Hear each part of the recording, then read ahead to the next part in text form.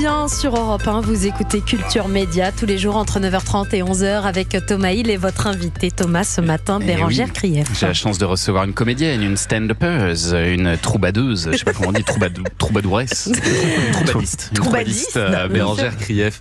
Bonjour Bérangère et merci d'être là. Quelle joie. Malgré Joe Biden, oui. qui a bloqué la ville.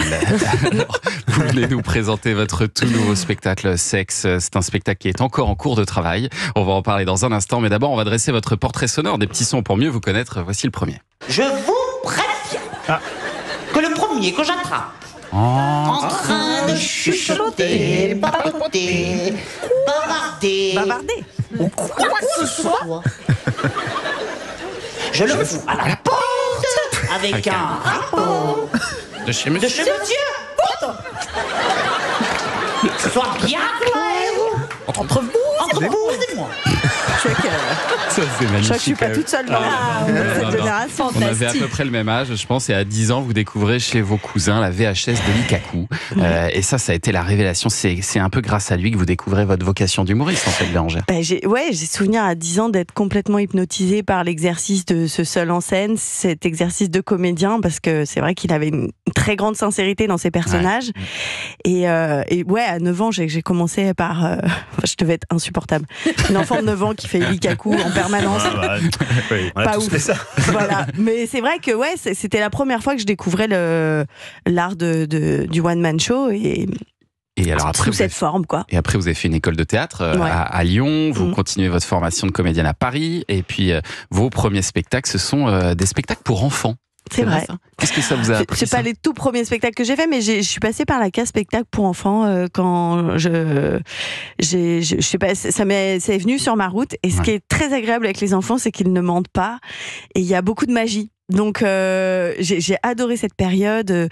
Je jouais une princesse et puis on était un peu c'était un peu de bric et de broc. C'était de l'humour déjà ou pas? C'était des spectacles qui étaient très drôles et dans le cadre d'un café-théâtre, etc. Mais ce que j'aimais, c'est que nous on avait des petits accessoires.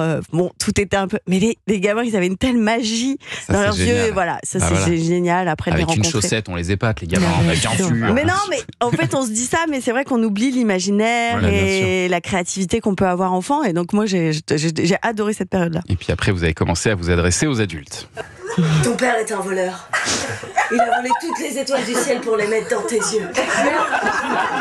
Ah ouais? Toi aussi, ton père, c'est un voleur? Si, parce qu'il a pris toutes les bonnes phrases d'approche et toi, t'es obligé de dire de la merde.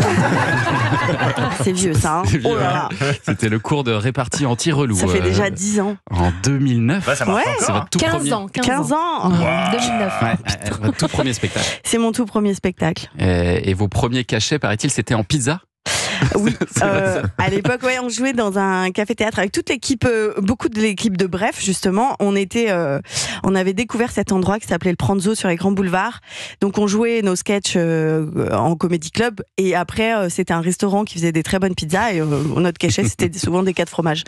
Mais ça a créé vraiment une ambiance aussi festive. Souvent, quand on est dans un théâtre, après, tout le monde s'en va, repart dans ses trucs. Nous, on faisait un peu la fête ensemble et tout. Donc, ça a vraiment créé des liens à ce moment-là. Et quel regard vous portez sur la Bérangère Krief d'il y a 15 ans sur scène quand vous entendez ça alors?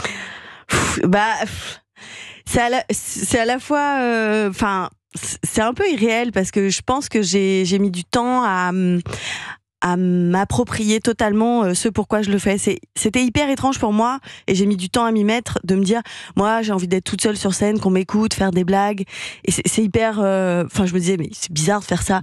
Et une fois que je l'ai fait, d'être uniquement drôle, ça me rendait pas plus heureuse en fait. Le seul projet de faire des blagues, il manquait quelque chose que j'ai réussi avec le temps, et surtout pour ce nouveau spectacle pour Sexe, je pense que là c'est un peu le spectacle de la maturité, on va pas se mentir. On va le dire dans un instant, regardez vos punchlines. Voilà, mais en tout cas c'est vrai qu'il y a quelque chose de magique dans le fait de faire rire les gens. C'est pas anodin en fait, c'est pas tant égocentrique que ça, c'est vraiment un partage et je vais pas appeler ça un soin, mais enfin, les gens ont quand même besoin de rire, quoi. Donc, c'est pas, voilà. Donc, quand je me suis décentrée de moi, de me dire, attendez, moi, je propose quelque chose, de raconter des histoires et de faire rire.